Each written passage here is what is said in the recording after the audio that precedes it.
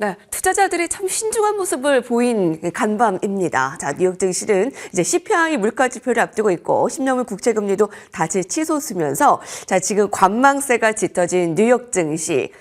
오늘 이분과 함께 보도록 하겠습니다. 이항용 위원 나오셨습니다. 안녕하십니까? 네, 안녕하세요.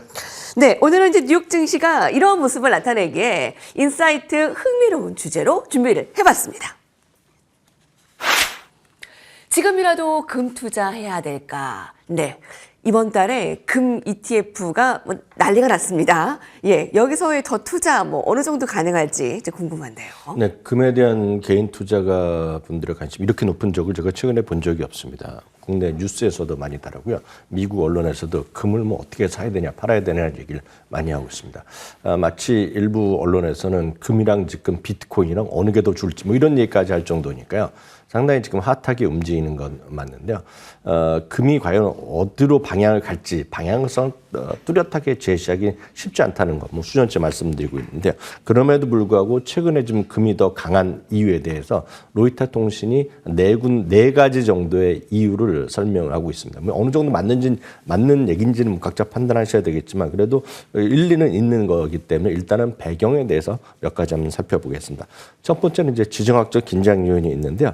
지정학적 긴장 요인이 꼭 이제 전쟁만 얘기하는 것이 아니라 미국의 철강 알루미늄 관세 인상, 관세 25% 그리고 보편 관세까지 계속 얘기가 이제 나오고 있지 않습니까? 그러다 보니 이런 것이 트럼프 시대에 결국 무역 전쟁에 대한 우려감이 지금 확대되고 있다. 뭔가 좀 불안감이 있다는 거죠. 그래서 금에 대한 수요가 좀 생기고 있다 얘기를 하는 분이 있겠고요. 두 번째는 역시 인플레이션에 대한 예상입니다. 오늘 벌써 제롬 파월 의장이 연설에서 그 증언에서도 지금 고금리의 상태에서 금리 인하를 거의 서너 달 때 똑같은 얘기지만 금리 인하를 서둘 이유가 하나도 없다라는 얘기하면서 금리가 약간 또 움직이는 모습을 보여주고 있고요. 특히 지난주에 나왔던 소위 미시간 대학에서 기대 인플레이션을 보더라도 예상치보다 훨씬 높아지는 4%대를 치솟는 모습을 보여줬습니다. 결국 금리가 이제 인상할 수 있다. 이런 여러 가지 우려가 나는 것도 불안감이 또 하나 요인이 되겠고요. 세 번째는 전 세계 특히 중국과 러시아 등에서의 중앙은행이 금 보유량을 확대하고 있다. 이런 것들은 자주 나오는 얘기인데요. 바로 이런 것들이 지금 전체적인 시장의 어떤 세 번째 요인이 되겠고요. 네 번째는 큰 틀에서 보면 경제 불확실성이죠. 경기 침체 가능성이 있다 없다. 당장 있다 없다 하더라도 그렇게 생각하는 사람이 분명히 있는 거죠. 특히 이제 미국의 보호무역이 확대되면 다른 나라를 어려워지고 그러면 큰일 나지 않느냐 이런 생각을 하는 사람들이죠. 이러다 보니 전체적으로 안전자산에 대한 선호 현상이 분명히 있다라고 보셔야 되겠습니다. 예. 다만 저희가 이제 들을 수 있는 말씀은 금의 방향성의 투자를 맞추긴 쉽지 않습니다. 그런 것들은 전문적으로 선물 투자하시는 분들의 영역이 되겠고요. 일반적으로 저희가 꾸준히 말씀드릴 수 있는 것은 분산 투자 일환으로 금을 갖고 가는 것은 전 맞다라는 생각을 수년째 똑같이 이 방송을 통해서 말씀드리고 있는데요.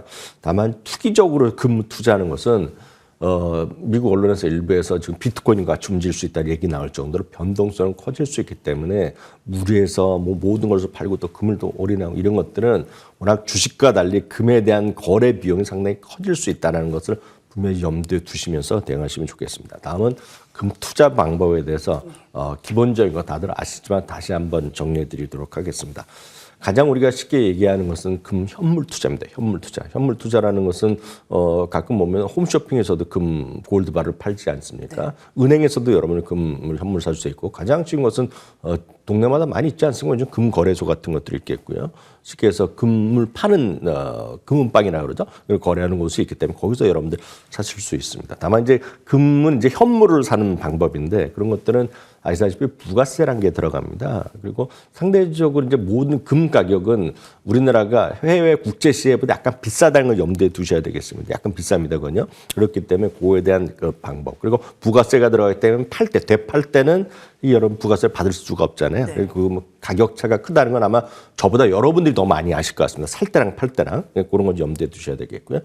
두 번째 가장 더 쉽게 할 수 있는 방법은 일부 은행에서는 금 통장을 갖고 있습니다. 금 통장에서는 여러분들이 그냥 1,000원 단위, 10,000원 단위 여러분 사실 수 있습니다. 그것은 런던 시세를 그대로 추정하는 건데 현물은 아니죠. 만약 여러분들이 현물을 받으려면 역시 거기에 관세나라든가 이제 당연히 이제 비용이 또 들어갑니다. 여튼 그만큼이 되겠고요. 세 번째 여러분들이 요즘 또 많이 하시는 거가 여러분들이 증권 계좌 있지 않습니까? 누구나 이 방송 보시면 그 계좌가 없으신 분은 거의 없을 것 같습니다. 그 여러분들 쓰시는 바로 그 증권 회사에서 금을 난 거래하겠다고 신청만 클릭만 요즘 몇 번 하면은 금을 직접 바로 살 수 있습니다. 금은 제가 알기에는 1g 단위로 여러분들 살 수 있는데요. 그것들을 이제 여러분 하실 수 있습니다.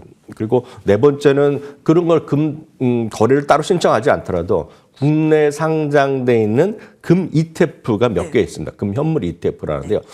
제가 알기에는 가장 큰 거가 우리나라 규모가 큰 거 바로 이 상품입니다. 에이스 자산운용에서 하는 KRX 금 현물 ETF입니다. 어저께 가격이 아마 22,800원 정도로 형성돼 있는데 하여튼 이거가 뭐 가장 쉽게 여러분들이 아무것도 없이 그냥 바로 오늘 9시부터 살 수 있는 것이 아마 이거라고 좀 보고 있습니다. 다음은 이제 해외 시장에서 즉 해외 주식 하시는 분들 해외 주식시장에서 ETF를 여러분 하시는 방법인데 이건 또 몇 가지가 있는데 가장 전 세계에서 가장 큰 ETF는 GLD라는 ETF가 있습니다. 267달러 정도 오늘 현재 지금 거래가 되고 있겠고요. 이거보다 약간 저렴하고 수수료도 저렴한 것이 M자를 붙였습니다. 미니를 붙여갖고 GLDM이라는 ETF가 있습니다. 57.34달러가 있는데요. 지금 이거를 제가 이제 상식적으로 여러분들 하실 수 있는 금을 거래할 수 있는 다양한 방법 4-5 가지를 정리해 드렸는데 결론이 이겁니다. 수수료나 과세 여부 그리고 방법에 따라서 천차만별합니다. 이것이 다 다릅니다. 어떤 분들은 금 통장 못 믿고 다 현물만 믿을 수밖에 믿는 분 있습니다. 그래서 그런 분들 그런 거 하시면 되겠고요. 또 금 통장과 또 우리나라 국내 상장 ETF들은 제가 알기에는 15.14%의 차익에 대해서 15.4% 과세를 하고 그것이 너무 많아지면 이제 금융종합과세까지 해당되는 수도 있습니다.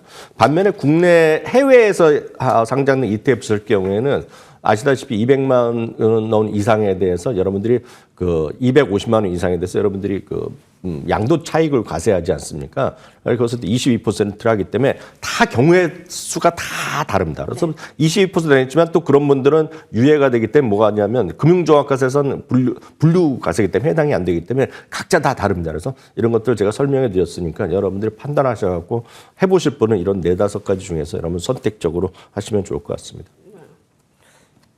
금이 도대체 왜 오르냐 봐야 되는데 모든 복합적인 요인이 완전 겹쳐서 지금과 같이 금에 관심이 이렇게 높았나 싶을 정도로 승승장구하고 있고요. 일단은 조폐공사에서는 골드바 판매를 좀 중단했습니다. 일단 수요가 없어서 지금 조폐공사 관계자는 뭐 확보가 어려워서 지난주부터 골드바 판매를 중단했다라고 하네요. 재고도 없고 생산도 못하다 보니 그래서 이제 금 ETF 오늘 또 소개를 해드렸습니다. 자, 다음 헤드라인으로 이어가 보도록 하겠습니다. 매그니피센트 세븐 주식 비중 줄일 때가 되었다? 네, 이야기가 왜 나왔냐면요. 이제 올해가 이제 2달 정도밖에 되지 않았잖아요. 근데 나스닥과 S&P 500에 비해서 M7의 수익률이 좀 더 낮게 지금 측정이 되고 있습니다. 제가 작년 가을부터, 작년 11월부터 계속 말씀드렸다는 것이 소위 초격차 해소라는 걸 아마 이 방송 들으시는 분은 기억 다 하실 것 같습니다.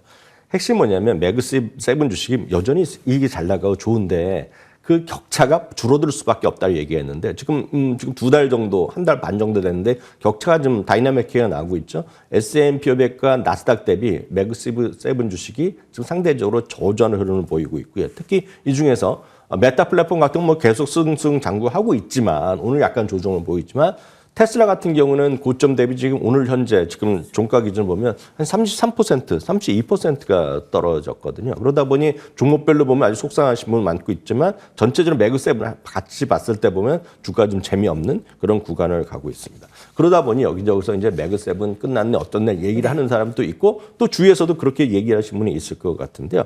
핵심은 이겁니다.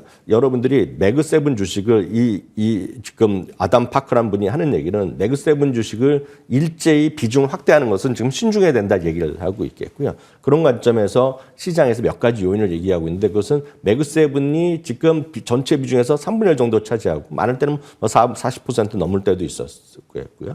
특히 이제 테슬라를 얘기를 많이 하고 있는데 테슬라는 지금 자율주행차에 대한 기대는 분명히 있지만 지난번 4분기 실적이 3분기에 비해서는 좀 모자랐던 건 사실이 되겠습니다. 거기다가 좋아하시는 분과 나빠하시는 분 다 많이 있지만 객관적으로 뭐 주관적이 될 수 있겠지만 미국 일부에서 얘기하는 사람들을 얘기 들어보면 너무 정치판에 가 있다는 겁니다. 그에 대해서 좀 부정적으로 보는 사람들이 좀 있다라고 보셔야 되겠고요. 특히 어저께 있었던 오픈AI 인수권도 이거 좀 또 멀리 나갔다 이렇게 비판하는 사람이 있습니다. 그런 사람 오늘 더 파는 거거든요. 그러니까 그런 것들이 좀 주시장에 영향을 미치면서 이분도 테슬라는 약간 좀 지금 그렇다 얘기하면서 나머지는 괜찮지만 이런 거에 대한 약간 부정적 의견도 좀 나오고 있다라고 보셔야 되겠습니다.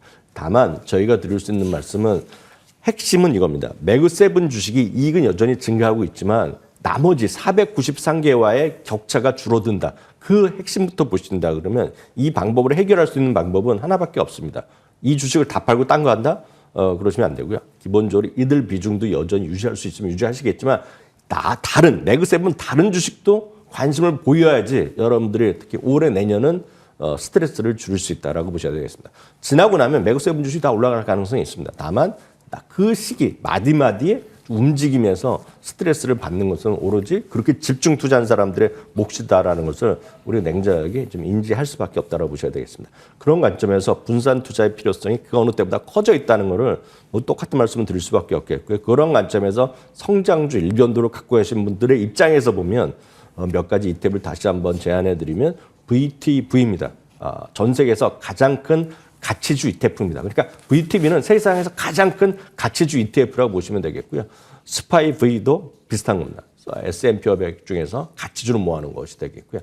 세 번째, 네 번째 여러 번 말씀드렸죠. 고품격 주식을 모아둔 거 그리고 합리적 가격의 성장주를 모아둔 것들이기 때문에 이런 것들을 여러분들 보시면 좋을 것 같습니다.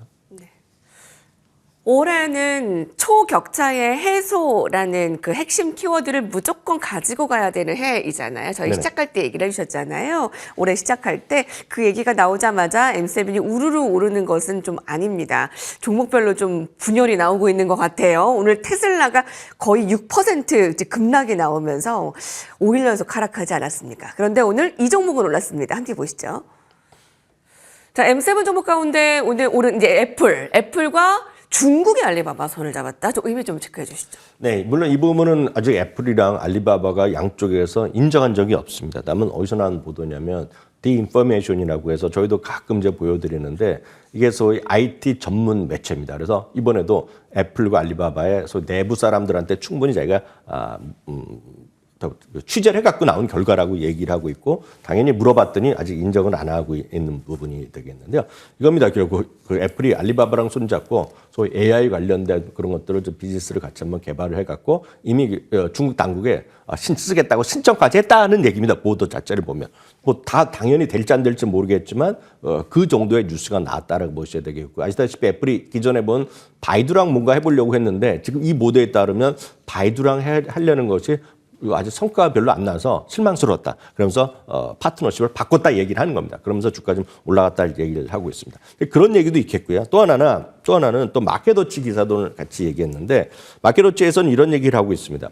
아시다시피 이번 실적 시즌에서 약간 실망스럽게 여기는 분들은 KPX 투자, 즉 자본적 지출이 엄청나게 늘었다는 거 아닙니까? 빅테크들이 엄청나게 투자를 했는데 문제는 그 비용이 너무 많이 들어서 수년 후에는 약간의 좀 마이너스 요인이 있는 건 분명히 사실이거든요. 돈을 엄청 쏟아부으니까.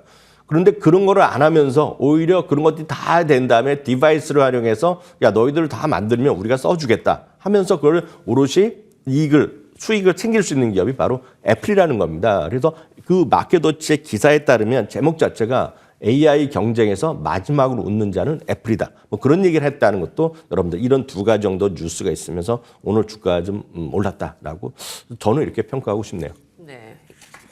자, 애플과 이제 중국의 알리바바에 대한 이 소식은 조금 더 이제 분석이 필요로 해 보인다. 그래서 중간 점검해 주실 예정이고요. 자, 다음은 마지막 엔비디아 소식도 전해드립니다. 실적 발표 전에 엔비디아를 매수해야 된다고? 자, 이 소식은 에버코어 ISI에서 얘기를 한 소식입니다.